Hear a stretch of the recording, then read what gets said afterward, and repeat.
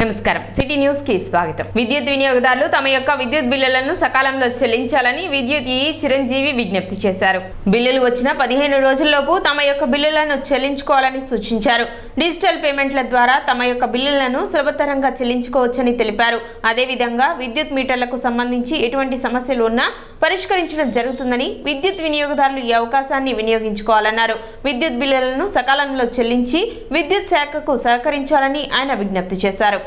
బిల్లులకు వచ్చేటప్పటికి ఈ 15 రోజుల్లోనే బిల్లు కట్టాలి. బిల్లు ఇచ్చిన 15 రోజుల్లో కట్టాలి. కొంతమంది ఏంటంటే కట్టపోవటం వల్ల డిస్కనెక్షన్ చేయాల్సి వస్తుంది. ఎక్కువ మందికి డిస్కనెక్షన్ చేస్తే ఇన్ టైంలో మీరు కట్టపోవటం వల్ల మా వాళ్ళు డిస్కనెక్షన్ చేస్తారు. అప్పుడు మళ్ళీ మీకు కరెంట్ లేదని ఇబ్బంది పడతామని ఇవన్నీ ఉంటాయి. అందుకని బిల్లు వచ్చిన 15 రోజుల్లోనే ఆన్లైన్ పేమెంట్ ద్వారా చేస్తే మీకు ఎలాంటి ఇబ్బందులు ఉండవు. దయచేసి అందరూ కూడా బిల్లు ఆన్లైన్ పేమెంట్ చేసి బిల్లులు కట్టాల్సిన కోరుతున్నాము. ఇక కాకుండా పనిచేయని మీటర్లు కానీ ఇలాంటివన్నీ కూడా ఎప్పటికప్పుడు చేంజ్ చేస్తున్నాము. ఏదన్నా మిగిలిపోయి ఉంటే కనుక డిపార్ట్మెంట్ వాళ్ళకి ఇన్ఫామ్ చేయండి. ఇవన్నీ కూడా డైలీ మా స్టాఫ్ మంత్లో అటెండ్ అయ్యే వర్క్సేను.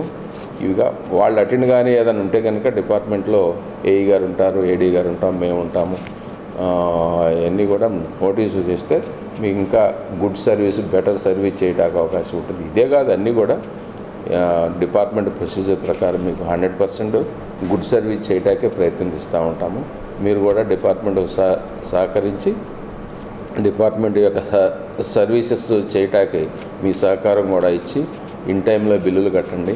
ఏదైనా కానిక్ ప్రాబ్లమ్స్ ఏదైనా ఉంటే కూడా కొన్ని ఇబ్బందికరమైన ప్రాబ్లమ్స్ ఉంటే కనుక ఏఈ గారిని కన్సల్ట్ అయితే తప్పకుండా డిపార్ట్మెంట్ పరిధిలో అన్ని ప్రాబ్లమ్స్ని సాల్వ్ చేస్తామని తెలియజేస్తున్నాను. నమస్తే. తెనాలి వ్యవసాయ సబ్ డివిజన్ పరిధిలో ఎరువులకు ఎటువంటి కొరత లేదని ఏడీ ఉషారాణి తెలిపారు. 3 మండలాల పరిధిలో వారి వ్యధ పద్ధతి ఆనవాయితీగా మారిపోయిందని, దానికి ముందు అవసరమైన ఎరువులన్నీ ఆర్బీకే కేంద్రాలలో తెలియపరిచినట్లయితే వారికి అవసరమైన ఎరువులను అందుబాటులో ఉంచుతామని ఆమె తెలిపారు. ఎరువులు పెద్ద మొత్తంలో అవసరమయ్యే రైతులు ముందుగానే ఎరువులు కొనుగోలు చేసి నిల్వ ఉంచుకోవాలని చెప్పారు. ఈ సంవత్సరం మన దగ్గర ఆల్రెడీ 90 మెట్రిక్ టన్స్ ఎరువులు ఉన్నాయి. ఎరువులకి మనకి కొరత ఏమీ లేదు. ఎప్పుడైతే మనం ఎదబెట్టుకుంటామో మన 3 మండలాల్లో కూడా పద్ధతిలో వరిని వేసుకోవటం అనేది అలవాటుగా మారిపోయింది. కాబట్టి వేసిన తర్వాత మొదటి దఫా వేసుకునే ఎరువులు కూడా మీరు ఇప్పుడే మీ ఆర్బీకే విఏఎల్ దగ్గరికి వెళ్ళి మీకు ఎన్ని బ్యాగ్స్ ఏ ఎరువులు కావాలో మీరు మీ యొక్క రిక్వైర్మెంట్ ఇచ్చినట్లయితే వెంటనే మీకు అందుబాటులోకి వాటిని తెస్తాము. ముఖ్యంగా పెద్ద రైతులు మీకు కావాల్సినటువంటి ఎరువుల్ని పెద్ద మొత్తంలో అవసరం కాబట్టి సీజన్ స్టార్ట్ అయిన తర్వాత మీకు కొంత ఇబ్బంది ఏర్పడుతుంది. కాబట్టి ముందస్తుగానే మీకు కావాల్సిన ఎరువుల్ని విఏఎల్తో మాట్లాడి మరి ఇంటింటి పెట్టించుకొని తెచ్చి మీ దగ్గర పెట్టుకోవాల్సిందిగా మనవి చేస్తున్నాను. పట్టణ బోస్ రోడ్లో గల గీతా మందిరం నందు అన్నమాచార్యుల 616వ జయంతి సందర్భంగా శ్రీ వెంకటేశ్వర అన్నమాచార్య సంకీర్తన సేవా బృందం వారి ఆధ్వర్యంలో అన్నమాచార్యుల సంకీర్తన పోటీలు నిర్వహించారు. ఈ పోటీల్లో జూనియర్ విభాగంలో 52 మంది, సీనియర్ విభాగంలో 60 మంది పాల్గొన్నారు. న్యాయ నిర్ణేతలుగా Vijayawada All India Radio announcer, news assistant editor మరియు music diploma teacher KN Purnachandrika వ్యవహరించారు. ఇంకా ఈ కార్యక్రమంలో కొండపి వసుంధర, లక్కరాజు, కనకదుర్గ న్యాయ నిర్ణేతలకు సహాయ సహకారాలు అందించారు.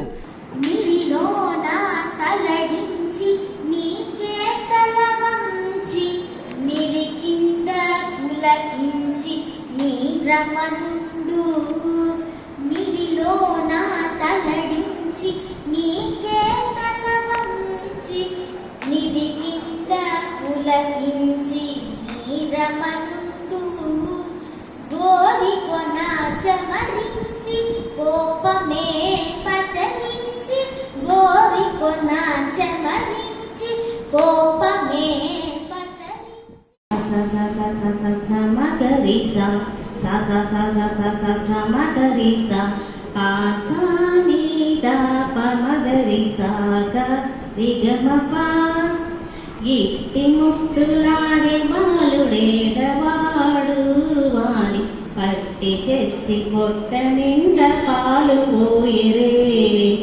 ఇట్టి ముత్తులానే బాలుడేడవాడు వాని పట్టి తెచ్చి పొట్ట నిండా పాలు పోయరే వాణి పట్టి తెచ్చి పొట్ట నిండా పాలు పోయరే. సంస్థ కన్వీనర్ కొండపి శ్రీనివాసరావు మాట్లాడుతూ ఈ పాటల పోటీలు పిల్లల్లో భక్తిభావం పెంచడానికి దోహదపడతాయని మరియు అన్నమాచార్యుల సంకీర్తనలు ప్రచార నిమిత్తం ఈ అన్నమయ్య పాటల పోటీలు నిర్వహిస్తున్నట్లు తెలిపారు. కార్యక్రమంలో సభ్యులు అందే బాలచంద్రమౌళి, పెరవలి వంశీకృష్ణ, కారంపూడి రమాదేవి, వీరంశెట్టి లక్ష్మీ రజని, బొంతల శాంతి, అందే రాజేశ్వరి తదితరులు పాల్గొన్నారు. శ్రీ తాళపాక అన్నమాచార్యుల వారి 616వ జయంతి సందర్భంగా ఈరోజు తెనాలి బోసు రోడ్లో గల గీతామందిరం నందు అన్నమాచార్యుల సంకీర్తన పాటల పోటీలు నిర్వహించాం. ఇది అన్నమయ్య కీర్తనల ప్రచార నిమిత్తం కూడా ఉపయోగపడుతుంది. మళ్ళీ ఈ చిన్నపిల్లల్లో పెద్దవాళ్ళలో భక్తిభావం పెంచడానికి అన్నమాచార్య సంకీర్తన పోటీలు శ్రీ వెంకటేశ్వర అన్నమాచార్య సంకీర్తన బృందం వారి ఆధ్వర్యంలో మేము నిర్వహించాము. దీంట్లో చిన్నపిల్లలు జూనియర్లో 1, 2 కలిపి 52 మంది దాకా పాల్గొన్నారు. అలాగే సీనియర్ 1, 2 కలిపి 58, 60 మంది దాకా పాల్గొన్నారు. ఇది కేవలం ఏంటంటే అన్నమాచార్య ప్రచార నిమిత్తం శ్రీ వెంకటేశ్వర అన్నమాచార్య బృందం వారు ఉచితంగా అన్నమయ్య కీర్తనలు నేర్పిస్తున్నారు. నేర్పించి బాగా పాడిన వాళ్ళని తిరుమల యాత్రకు తీసుకెళ్ళి అక్కడ స్వామివారి ఎదుట సంకీర్తన చేయిస్తున్నారు. పోయిన సంవత్సరం నేను పాల్గొన్నాను, నాకు 2వ బహుమతి వచ్చింది. ఈ నిమిత్తం డిసెంబర్లో నన్ను తిరుమల తీసుకెళ్ళి ఏ గ్రేడు లేకపోయినప్పటికీ నాదనీరాజనం మండపంలో స్వామివారితో కీర్తన చేయించారు. అలాగే స్వామివారి దర్శనం కూడా చేయించారు. దర్శనం కూడా 1 గంటలో పూర్తయింది. అలాగే స్వామివారి గుడిలో ఉన్న బంగారు బావి దగ్గర కూడా నాతో 3 సంకీర్తనలు చేయించారు.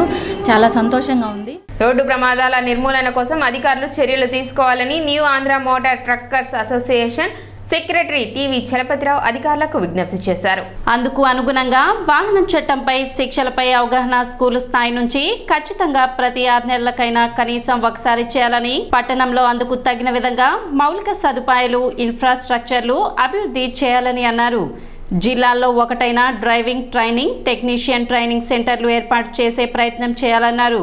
డ్రైవర్లు ఉపాధి కోసం ఎంచుకున్న వృత్తిలో గవర్నమెంట్ ఉద్యోగికి రిటైర్మెంట్ 62 సంవత్సరాలు ఉంటే ప్రైవేట్ వ్యక్తికి 60 సంవత్సరాలు మాత్రమే అనడం ఎంతవరకు సమంజసమని, ఇంకా ఫిట్మెంట్ కోసం వచ్చే వాహనాలకు సంబంధించిన సమగ్రమైన సమాచారాన్ని చాట్ రూపంలో సిటిజన్ చాట్తో పాటు ఏర్పాటు చేయాలని, ఈ విషయాలు గతంలో అనేక పర్యాయాలు సబ్ కలెక్టర్ మరియు రవాణా శాఖ అధికారులు ప్రజాప్రతినిధులకు ఇచ్చిన ధనార్జనే ధ్యేయంగా కనబడుతుందని చర్యలు తీసుకోవాలని చలపతిరావు కోరారు.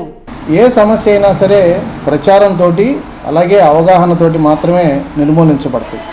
కానీ తెనాలి పట్టణంలో గతంలో ఉన్నటువంటి ఎమ్మెల్యేలందరికీ కూడా మేము ఈ విషయాన్ని చెప్పి ట్రాఫిక్ అడ్వైజరీ కమిటీ ద్వారా ప్రతి 3 నెలలకు ఒకసారి సూచనలు చేయాలి.